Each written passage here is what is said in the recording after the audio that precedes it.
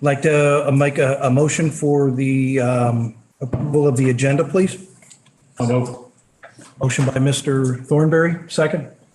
Second. Second by Ms. Branson. Any discussion? All those in favor, aye. Aye. Any opposed? Motion carries. 4.1, approval of the minutes from December 15th, 2022 County Board meeting. Motion by Mr. Mueller. Second. Second.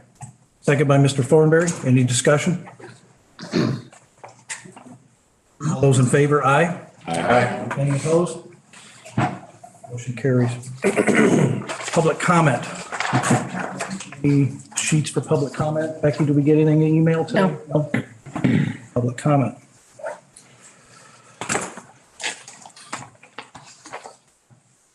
Okay, appointments. I would like to have a motion to approve the appointment of Steve Schabacher to the Zoning Board of Appeals So moved. and Sherry Branson to the 911 Board. So moved. Motion by Mr. Wiltsey, second. Second by Mr. Wahlberg. Any discussion? All those in favor, aye. Aye. Any opposed? Motion carries. On to reports from committee agencies. Council on Aging. They are busy planning their 50-year anniversary, which they will have a gathering in October in their gazebo that will be built on the property. So we're working hard on that. Good. Question? Patterson, Growth Dimensions? I'm sorry, Council on Aging. All right, Growth Dimensions. Is Pam on the line by any chance? Pam? I am. Thank you. Good You bet. evening. Well, we ended the year pretty strong. Last year, we've had 89 open projects. We've had a lot of activity in the enterprise zone with 50 enterprise zone projects with 27 businesses. They totaled just under $270 million in capital investment. So we hope to, and we're already continuing with some of that activity. With two projects, industrial projects as that is, with one business. We have almost 20,000 in capital investment, but this year we're going to be starting tracking other incentive programs like tax credits, training funds, and other grants in order to give you a better understanding of the engagement that businesses are having with resources available at the local, regional, and state levels. We've also had, last year we ended with just over 300 connections. That means new and existing calls with businesses. This coming year, we're going to start tracking the reasons why we're connecting with those businesses and maybe opportunities for their influencers or prospects for new business. They could be existing companies, or they could be referrals for different types of services in the community, such as the Small Business Development Center, the Chamber of Commerce, the Workforce Connection, training institutions like Rock Valley College, or funding resources. We've had 23 connections since the beginning of this year. So some of the projects that we've been engaged in, as you're probably hearing mostly, is Yukon. Yukon is estimated as a 1.2 million square foot building for cold storage. It's encompassing just under 200 acres of land, and we're estimating about a $1 billion investment. This will bring a number of jobs to the community. It is going through the process of approval through the city of Belvidere, and that is expected for approval in early February. However, the company is still in the process of negotiations, and so it's not a done deal at this time, but it certainly is heading in that right direction. We're also working with another fuel center off of Irene Road, and that's near Project Kelly. There's also a number of projects that are coming near the Genoa entrance. There's Heartland Leaf, which is a cannabis provider. And there's also Orland Kids Academy that will be coming to Belvidere for a daycare center. We're continuing to work Conserve FS, which is almost has their second building well into progress for their fertilizer. We had a meeting with them earlier this week to talk about their projects, and we found out that there's also further investment that they're going to be making this year in enhancing office space and other space. So we look forward to see some growth up in the north area. Some of the other work that we've been engaging is business retention and growth. And part of that is developing that pipeline for workforce and education programs and needs that our businesses have. We have just had a graduating class for a fast track training program. This is the first one available in Spanish. There was 4 individuals that graduated last night. We also are planning 2 business resource fairs. One will be in Spanish, and the other that is collaborated with the Office of Minority and Economic Empowerment with the state of Illinois. And also we're collaborating with regional partners on what we call an ACE workshop, and that will be available for all businesses. We're also working with the Workforce Connection on working with employees for the Stellantis Idle. A lot of businesses have been affected. We've identified 2 businesses that have been affected and are expected to close. One being the Yangfang International Automotive Technology, as well as Cassens. Some that are affected by a reduction in force would be Android, Magna Exteriors, Stellantis, as we know, and Syncreon. We are working with them in the Workforce Connection on workshops available. Workshops will include resume writing, interviewing skills, job search skills. There's also going to be a resource fair and a number of job fairs. There's a link that we shared with the community and other businesses. We want to retain that workforce here. It's very important. So we shared a link for those businesses to put in some information about positions that they might have available that these employees might qualify for. And lastly, I wanted to share that we are just secured a new product called Gazelle. This is the only project that is available of its kind. It's artificial intelligence powered business intelligence that'll help rank companies based on their likelihood to expand in the community. So this will be more of a targeted approach. So when we talk about contacts and communication with companies, I'm expecting through this effort, we'll be able to double that number this year. This will allow us to engage more with companies in our community as well as outside of our community, have valid contact information, and be able to, like I said, identify those businesses ready to grow within the next 3 to 5 years, so we can have those relationship building. In the past, we've spent a lot of time responding to requests for information that have been given to us by various leads, and then our marketing efforts have been very widespread. But most of the successful projects and the ones that we've landed are companies that we've built relationships with brokers that we've built relationships with. So we're looking forward to expanding that in the future. So I'm open for any questions. Chairman. Anybody have any questions for Pam? Okay, Pam, I'm just going to let everybody know I attended my first executive meeting yesterday. Very exciting. Learned a lot. And Mr. Wahlberg is going to be helping out with the Growth Dimensions projects in the future. So we look forward to continuing our work and move forward. Thank you, Pam. Thank you very much. We look forward to your engagement. All right. Moving on, 7.3 court-appointed special advocate, Vice Chairman Curry. Yep, thank you. We did not have a meeting this week due to not enough people being able to attend. But some of the numbers are, we have 27 advocates for 39 families, 25 of those advocates are assigned to families. Can always use more, BooneCountyCASA.org. We have our Boone County CASA Icon Show coming up Sunday, February 26th at the community building. Doors open at 1 p.m. Show starts at 1:30. And the tickets are $15 and are available by purchase at the door or by calling the CASA 815-547-6599. Anybody have any questions for Mr. Curry? Mr. Loxton? Okay, so I'm sure I'm not the only person that got one of the mailers. And I was just curious, I sent you a text, but I just wanted to know if if the members of the board could donate to this organization without causing a conflict of interest. I think so. Yeah, Yes, it's fine. that would be. Okay, that's all I want. Any other questions? All right, moving on. R1 PC. I've been attending a lot of meetings over the last month and a half with R1, working very hard on ongoing projects that are going, with the county here. Obviously, Stellantis is a big issue with R1 right now. We're getting a lot of help and direction from them. So at this point, that's really all I have to report on them. Do you have any questions for me on R1 at this point?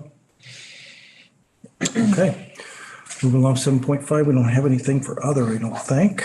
I've got a report on the Veterans Assistance Commission. Oh, hang on a second. I think is that, all right, I don't see it on here, but go ahead, Dave. Sorry. Mr. We Wilson. had an emergency meeting, or special meeting, I should say, on January 12th. There's and council may be already aware of this, there's a brand new act by the General Assembly that appears to change and expand the duties of the Veterans Assistance Commission. And they will be getting your office, if they haven't already, with a copy of that statute and to get some guidelines. Because it uses some vague language that seems to expand their authority substantially without giving much guideline as to what that expansion is. So I told them I would pull the public act and get it to Bob. And then they said they were going to meet with your office. That's correct. They have contacted my office and we plan on meeting with them in the near future. Okay. All right. Thank you, Mr. Wiltie. Yes. All right, 8.1, fund transfers. This point, I'll be looking for a motion to approve the consent agenda for December 2022. So move. Motion by Mr. Mueller, A second. second by Mr. Larson. Any discussion? Nobody? I believe we'll need a roll call vote on that one. Actually, you can do a voice vote for We can the do a voice. consent. Oh, very good. For the consent, we'll do a voice vote. All right. All those in favor, aye. Aye. Any opposed? Motion approved. We have road projects. Do we have anything for road? We don't have anything under the agenda here. Okay, let's just skip on down to Committee of the Whole Administration, and I will turn it over to Mr. Larson. Thank you, Mr. Chairman. I motion to approve low bidder for furnishing precast pre-stressed concrete beams, IL 27 into county materials in the amount of $410,410. Motion on the floor, a second. Second by Mr. Mueller. Any discussion? That will need a roll call vote. Brian Curry, Yes. Ray Larson, Aye. Brett Mueller, Yes. David Wiltie, Aye. Carl Johnson, Aye. Elisa Patterson, Yes. Tom Walberg, Yes. Sherry Branson, Yes. Dana Logston, Yes. Marion Thornberry, Yes. Rodney Riley. Yes. Thank you. Motion passes. 10.2, motion to approve the health department mobile unit purchase not to exceed $90,000. Second. Motion and a second by who? Who gave the second? I did. Oh, sorry, Mr. Curry. Any discussion? Seeing none, roll call vote? Ray Larson, Aye. Brett Mueller, Yes. David Wiltie, Aye. Carl Johnson, Aye. Elisa Patterson, Yes. Tom Walberg, Yes. Sherry Branson, Yes. Dana Logston, Nay. Marion Thornberry, Yes. Rodney Riley, Yes. Brian Curry. Yes. Great, motion carries. Okay. Sir? 10.3, motion to approve forefront special use permit extension request. Have a motion on the floor, a second. Second. Second by Ms. Branson. Any discussion? I have a question. I believe the applicant is here. Or we're not allowed to ask? At this point, yeah. You could. Yeah. I don't know if the applicant Does the- wants to speak or. Does the applicant want to speak? I was just wondering, remember, maybe Izzy can respond. So this is only for a 1-year extension. I was just curious, if they're not selected for the funding this next round, are you going to then try to reapply the next time they have it funding available? Mr. Pearson's on the line, maybe he could answer that. Yeah, I'm on the line, Izzy. I think the question or the answer to that would be yes. I mean, I think there's going to be a continued legislation, and, different, not just next year, this is coming up selection, but I think there'll be more opportunities in the future for community solar. So, I would want to reapply if we aren't selected this year. Thank you. Any other discussion? I could just make a comment maybe. Yes. Just because we have a lot of new board members, just so you're aware, they can only ask for 1-year extensions at a time per our zoning code. So they couldn't come in and ask for a 2-year extension. They have to come back every year to ask for this extension. And it's based on our code. Any other questions or discussions? All right, I think we do a voice vote on that, can we? Do a voice vote? All right, we'll call a voice vote, please, Madam Clerk. Oh, that's right. You're right. All right, all those in favor, aye? Aye. Any opposed? No. Very good. Motion carries. Thank you. 10-4, a motion to approve ordinance 23-05, TA-43-2022, Boone County text amendment. Motion's been made by Mr. Larson. Second? Second. Second by Mr. Curry. Any discussion? This needs a roll call, you said, right? Vote, please, Madam Clerk. Brent Mueller, Yes. David Wiltsey, Aye. Carl Johnson, Aye. Elisa Patterson, Yes. Tom Walberg, Yes. Sherry Branson, Dana Logston, Yes. Marion Thornberry, Yes. Rodney Riley, Yes. Ryan Curry, Yes. Ray Larson. Aye. Motion carries. The 10-5, motion to approve ordinance 23-06, SUP-44-2022, Sunvest Solar LLC. So moved. Motion by Mr. Curry, second. Second. Oh, Brian Curry did the second. Sorry about that. Making the motion. All right, any discussion? I have a question, and I'm sorry I didn't make the registration meeting this year, the first one of the year. And it may be in the materials, but I saw something about the soil conditions not being that good for crops. Could I have a little bit more of an explanation on that from someone who recalls? Are you talking about in the report or in the NRI? Because the NRI LE, which is the land evaluation, was higher. It does state that it's a productive land, but I didn't know where you had seen that so that we can. I was reading some of the material and I thought I'd seen something about it was not as productive, and maybe I'm mixing this up with something else, but I don't think so. So the other solar project, the Silverhorn property, that was a topic of discussion that. Oh, in the renewal. Yes. Okay, thank you. Any other questions or comments? Yes. Izzy, can we just get a refresher? How long is this permit for? Sure. So this is a new application. So it is a special use permit that would be granted for 2 years if it is approved. So they have 2 years to get the project operational. And then as you heard from the state's attorney, the applicant would get the opportunity to come back for 1-year extensions. But this is the project in Garden Prairie that we were reviewing last time along US Route 20. Yes. Any other questions? No, Mr. Wilson can go ahead. Mr. Wilson? Yeah, this is the one that there was a letter, I think dated September 28th, from the Department of Natural Resources. And it talks about in the third paragraph, if the project has not been implemented within 2 years, does it implemented mean ground's broken or project's complete, or do we know? Are you I realize this is in the Illinois Department of Natural Resources, and that's their language, but Sure. I'm not sure about their interpretation of that. Our ordinance does state that it has to be operational, so operational. yes.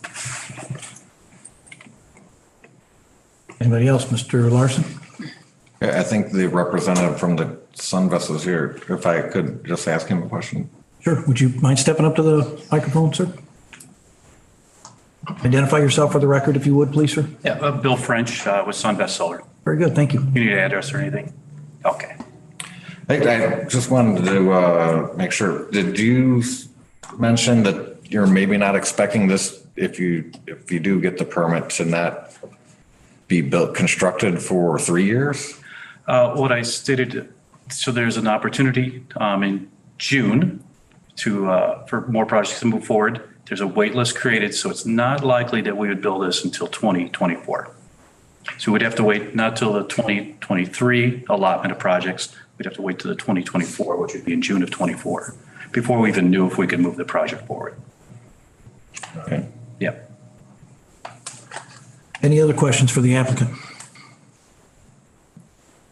Mr. Mueller? So I got a phone call the other night, might have been from you, but I was kind of taken off guard. On the solar companies that are putting power out onto the grid, I just toured southwestern Wisconsin over in Racine and Kenosha County, and there's a big 1,200 acre project going in there. I stopped and talked to a few dairy farms over there. Actually, I was buying some heifers, and I noticed they had the same kind of isolation transformers that we had, and talked to them, and they said, yeah, we had a problem a few years ago, but utility company, WE Energy in Wisconsin, they came out 7-8 years ago, he said, and they upgraded their system from a B phase to a true 3 phase and balanced their loads. On these solar projects that are going in, you're putting more power into the substations, and those substations are going to have to balance. The utility company has to balance that load out somehow, because you got generation from a nuclear plant, you got generation from wind, you got generation from solar, you got generation from natural gas. To balance that load out, you got to rely on your substations. Well, you guys are putting more power into one substation. On that substation, the utility company in our area, they're still using 1936 power lines and telephone poles. Now, I don't know about you, but I didn't drive here in a 1936 Model T. And until the utility companies can upgrade the system and handle your guys' solar loads in the area, because that is a detrimental effect with livestock I've seen it before. We've got it fixed. And if it comes back, there will be issues with agricultural livestock in Boone County. For that reason, I will not be supporting any solar projects. So, yeah, I was the one who spoke with you on the phone. I'm not an expert on stray voltage or on balancing systems. I must admit that. What I can tell you is that we do go through a lengthy, extensive study with the utility. And I shouldn't say almost every project we do does require upgrades. And those upgrades are either to the distribution system and to the substation. So I do know that they look at the substations. We just don't put power in the system. So whether we're adding switches in there, upgrading transformers or other buses and things like that, upgrades would be made. So we wouldn't just be putting power onto the line without there being some type of upgrade. But yeah, I'm not the expert on straight voltage. So what I'm saying is they have a project going now, but they upgraded this system 5-6 years ago, because these dairy farms that I talked to had issues, straight voltage issues. They fixed it. Now they're able to handle that. So it'd be like going from a Model T car to your Tesla. That's my point. I'm sympathetic to your point. I can't speak for the utility. I understand, but you're supplying power to the utility company. We would be supplying power to this system, and upgrades would be made to the system because of our putting power onto this. Yep, Mr. Larson. While you're here, I'll just ask you again too. If you didn't construct this when this permit would normally expire, you would expect to apply for an extension? Yes, sir, if we weren't selected. Any other questions? Mr. Mueller? So can you get selected without having a project site? No, you need to have what they refer to it as non-ministerial permit, which is this. A non-ministerial permit is one that does not require a vote. This one requires a vote. So we would have to have approval by the county in order for us to move forward. I got one more here. Did you say you might, I'm not sure. Is there a possibility you could sell this project to somebody else? There's always that possibility. It's our business plan not to necessarily do that. But I wouldn't, I don't want to lie to you and say absolutely never. Have you sold any projects? Yes, sir. Mm-hmm. Yeah. We've kept.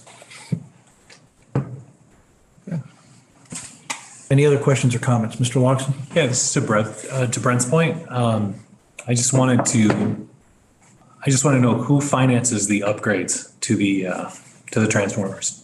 The solar company does. Okay. Mr. Johnson?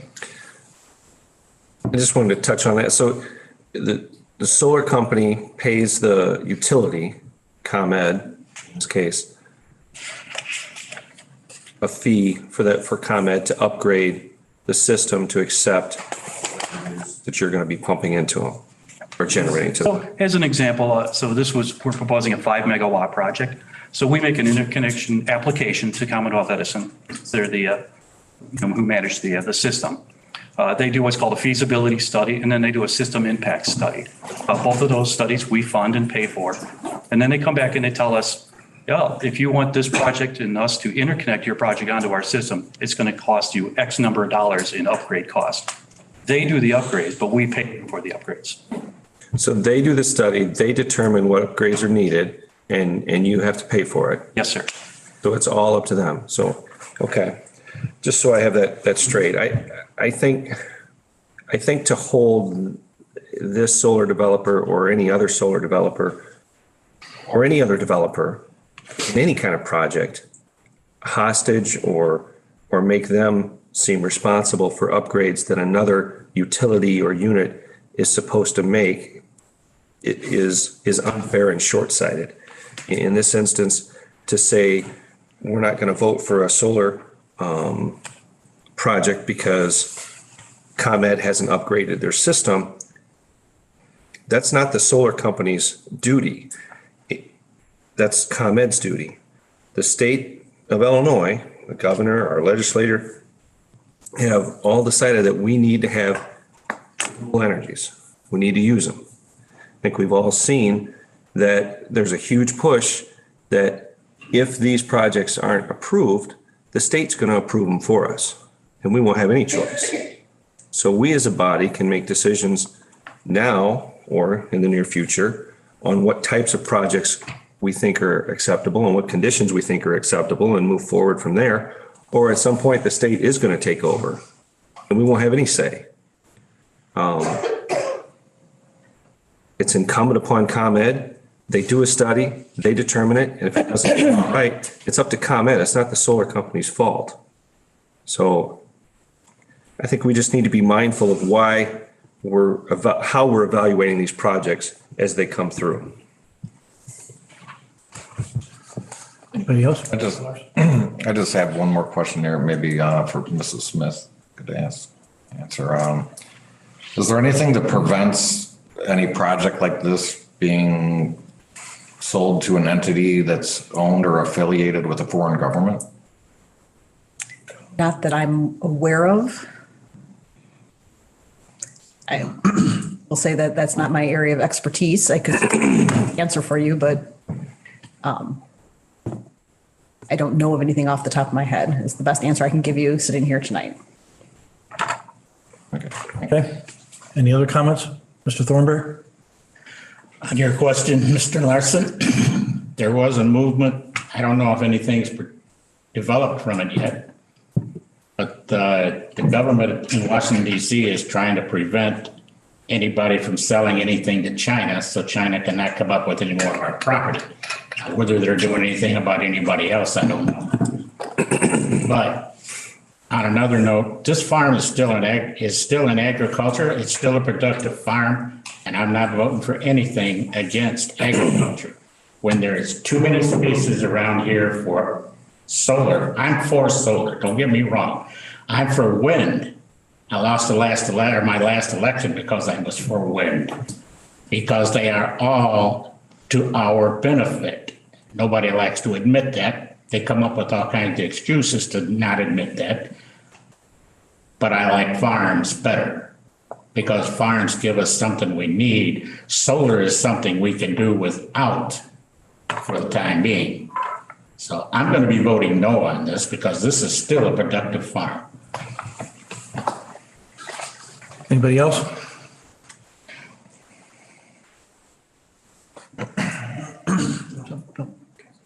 Okay. Okay, we'll move on to the roll call vote, Madam Clerk. David Wiltsey, Aye. Carl Johnson, Yes. Elisa Patterson, Yes. Tom Wahlberg, Yes. Sherry Branson, No. Dana Logston, Yes? Marion Thornberry, No. Rodney Riley, No. Ryan Curry, No. Ray Larson, Aye. Brett Mueller, No. That motion carries. 6. Motion carries. Larson, go right ahead.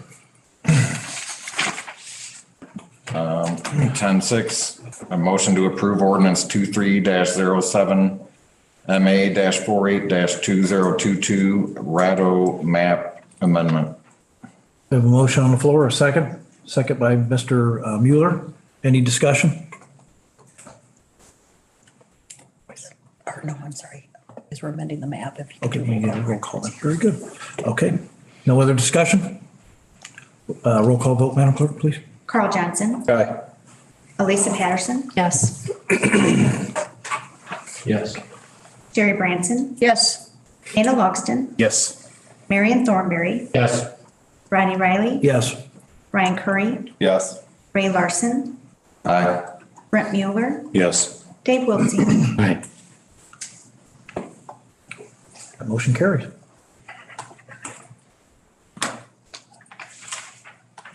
Thank you. On to 10.7, a motion to approve option 2, first of the month following employment for new hires and current employees with an active waiting period, first of the month following a board approval. This is for the health insurance waiting period. All right, motion by Mr. Larson. Do we have a second? Second. Second by Mr. Wiltsey. Any discussion? It could be a voice vote because Okay. All right, all those in favor? Aye. Aye. Any opposed? I'm sorry, did you I'm have sorry. a question? Did you have a question, Tom? I'm sorry. Oh, because there are options, aren't I there? apologize. I just wanted to clarify the option that we're voting on, Sure. which is, Becky, you want to? 2. yeah, thank you. All right. Any other discussion? For the voice vote again. All those in favor? Aye. Aye. Any opposed? Nay. Motion carries. Thank you. And finally, 10.8, a motion to approve ordinance 23-08 property tax abatement, alternative bond series 2015A. Motion by Mr. Larson. Second, please. Second by Mr. Mueller. Any discussion? I'll make sure I don't miss anybody. Madam Clerk, roll call vote, please. Elisa Patterson, Yes. Tom Wahlberg, Yes. Sherry Branson, Yes. Dana Logston, Yes. Marion Thornberry, Yes. Rodney Riley, Yes. Ryan Curry, Yes. Ray Larson, Aye. Brett Mueller, Yes. Dave Wiltsey, Aye. Carl Johnson. Aye. Motion carries. Thank you, Mr. Larson. Administrative. Thank you, sir. Moving on to finance, Mr. Mueller. 11.1, motion to approve the claims with the understanding that Carl Johnson abstains from the voting. Claims presented by William Charles, Northern Illinois Service Company, Core and Maine, all claims submitted by the Boone County Highway Department and all claims submitted by any county department regarding sewage, stormwater, construction, and excavation. Motion on the floor, second. Second by Mr. Larson. Any discussion? Roll call vote, please. Tom Walberg, Yes. Sherry Branson, Yes. Dana Logston, Yes. Marion Thornberry, Yes. Rodney Riley, Yes. Yes. Ray Larson, Aye. Brent Mueller, Yes. Dave Wiltsey, Aye. Carl Johnson, Aye. Elisa Patterson. Yes. Motion carries. Mr. Mueller? 11.2 recycling, electronic recycling, MOU. Authorize, the motion is to authorize the county administrator to sign the memorandum of understanding for electronic recycling. Motion on the floor, second. Second. Second by Mr. Larson. Any discussion? Roll call vote, please, Madam Clerk. Sherry Branson, Yes. Dana Logston, Yes. Marion Thornberry, Yes. Rodney Riley, Yes. Ryan Curry, Yes. Ray Larson, Aye. Brent Mueller, Yes. Dave Wiltsey, Aye. Carl Johnson, Aye. Elisa Patterson, Yes. Tom Walberg. Yes. Motion carries.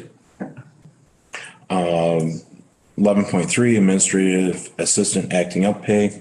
Recommendation is to pay $6 per hour retroactive to 2/14/22 and remain in place until a deputy county administrator can be hired and started working. That's a motion, correct, Mr. Mueller? Yes. Motion by Mr. Mueller, second. Second. Second by Mr. Curry. Any discussion? Seeing none, roll call vote, please. Dana Logston, No. Marion Thornberry, Yes. Rodney Riley, Yes. Ryan Curry, Yes. Ray Larson, Aye. Brent Mueller, Yes. Dave Wiltsey, Aye. Carl Johnson, Aye. Elisa Patterson, Yes. Tom Walberg, Yes. Sherry Branson. Yes. Motion carries. Mr. Mueller? Moving on, 12.1, community building. I was all set to get a report from Mr. Logston, but because they didn't have. What is, they canceled their meeting today. Very good. Thank you. UCCI, no report from there. 911 board, Ms. Branson. Yes. Did we skip over the Community Action Agency? Anybody have a report for community action at this point? I don't think so. All right. I'm going to try and keep this brief, and we're going to be discussing this at length at the Finance Committee. So just the highlights, because there's a lot going on with 911 right now. The sheriff retired, and several people were promoted because of that, and the new people that are, people are doing well in their new positions. We're having a lot of vendor issues with Solacom, the company that we've contracted with for our 911 system. And because of that, they're delaying payment for 30 days until they address the issues. Particularly down in Joe Davies County, they were without their 911 system for 3 days. So these are some serious issues, and the company has hired another tech in order to address all these issues. So hopefully they will get resolved quickly, and they do have backup plans in place. So when one system in a county goes down, it does defer to another county. So we do have coverage, although indirect. The big thing is that Lifeline was bought out, and they are no longer subsidizing ambulance services for Boone County. And that has saved our taxpayers thousands and thousands of dollars over the last 15 or 20 years. And now we got to figure out another option. The fire district person from District 2 talked to us about it at length at our last finance meeting or admin meeting. But we're going to discuss this more at our finance meeting that's coming up. Let's see.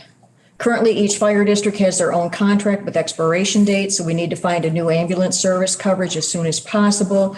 And in a perfect world, we would be able to merge everything together so that it was all under one contract. But we got to figure out how to do it and how to do it fast. It's going before the city council on Monday for discussion, and That's about all I can tell you on that for now. Any discussion, Mr. Wahlberg? Just a question maybe for Ms. Branson. The current contract is good through April? Is that my understanding on the ambulance you mentioned? There's, the city's contract expires April 30th. So they're working on that fast. The fire districts throughout our county all have different contracts with different expiration dates. And District 2 was April, or do we don't know that?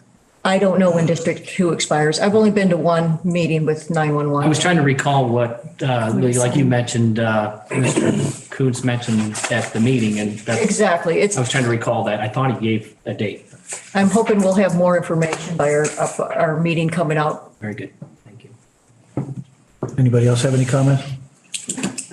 I just know this is pretty much a fire district issue at this point, I think. They're all going to be working very hard trying to figure out what their next move is going to be. So, of course, we're going to be staying on top of it as well and have more information as it becomes available. Mr. Chairman? Yes. I know with the city, just the city portion of it, they're expecting a deficit of about $1 million for the first year, and then it should drop down to $500,000. And so this may end up being a countywide issue instead of just a local fire district, just because of the cost. And if you have a bigger area to cover, you can negotiate better terms theoretically. Okay. So there's a lot to be worked out. Yep, absolutely. Yep. Mr. Thornberry? Well, if I understood the conversation last week, or the last time we had our finance meeting when the ambulance guy from District 2 talked to us. And I had a discussion with a fireman who happens to belong to our Grange. And the prospect they're looking for is Belvedere. The city of Belvedere is going to have 2 ambulances and they're looking to purchase those ambulances.